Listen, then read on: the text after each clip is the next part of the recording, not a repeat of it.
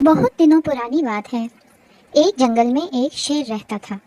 ایک دن شیر شکار کی گھر سے جنگل میں نکلا، مگر ایک شکاری کے پنجرے میں پھنس گیا۔ لاکھ کوشش کے باوجود بھی وہ پنجرے سے نہیں نکل سکا اور زور زور سے چلانے لگا۔ تھوڑی ہی دیر بعد اس نے ایک آدمی کو وہاں سے گزرتے دیکھا۔ جب وہ آدمی پنجرے کے پاس سے گزرنے لگا تو شیر بولا، اے بھلے آدمی، آپ کو یہاں دیکھ کر مجھے بہت اچھا لگا۔ مجھے بہت خوشی ہے کہ آپ ادھر آئے، مگر مجھے معاف کر دو، میں صحیح طرح سے آپ کو خوش آمدید نہیں کر سکتا، کیونکہ ایک برے شکاری نے مجھے قید کر دیا ہے۔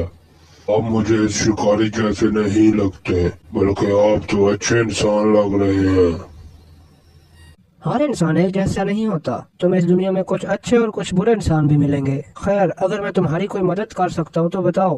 میرے دوست، اگر تم مجھے اس پنجرے سے آزاد کر دو تو میں زندگی بھر تمہارا احسان مند رہوں گا۔ مجھے ڈر ہے اگر میں تمہیں آزاد کر دوں تو تم مجھے کھا جاؤ گے۔ ارے نہیں، بھلا میں تمہیں کیسے کھا سکتا ہوں؟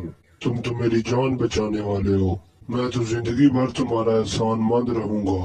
آدمی شیر کی باتوں میں آ گیا اور اس نے پنجرے کا دروازہ کھول کر شیر کو آزاد کر دیا۔ دروازہ کھلتے ہی شیر جلدی سے باہر آیا اور آدمی کے سامنے دیکھو، جب تک تو تم پنجرے میں تھے تو تم مجھ سے آزادی کی بھیک مانگ رہے تھے، اور اب تم اتنے ڈراؤنے لہجے میں کیوں جھاڑ رہے ہو؟ وہ آدمی زور زور سے رونے لگا اور اسے سمجھ نہیں آ رہی تھی کہ وہ کیا کرے۔ اتنے میں وہاں سے ایک لومڑی گزری۔ لومڑی کو دیکھ کر آدمی لومڑی سے بولا، دیکھو اس احسان فراموش شیر کو، میں نے اسے قید سے آزاد کروایا ہے اور اب یہ مجھے کھانا چاہتا ہے۔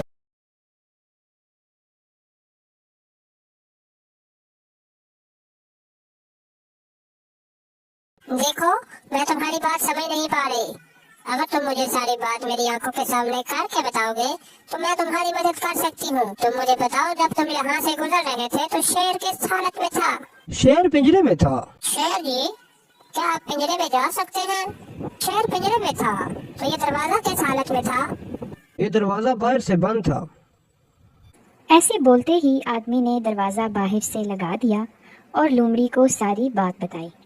جیسے ہی آدمی دوبارہ دروازہ کھولنے لگا تو لومڑی زور سے بولی، رکو، میں تو یہ سب ناٹک کر رہی تھی شیر کو واپس پنجرے میں قید کرنے کے لیے۔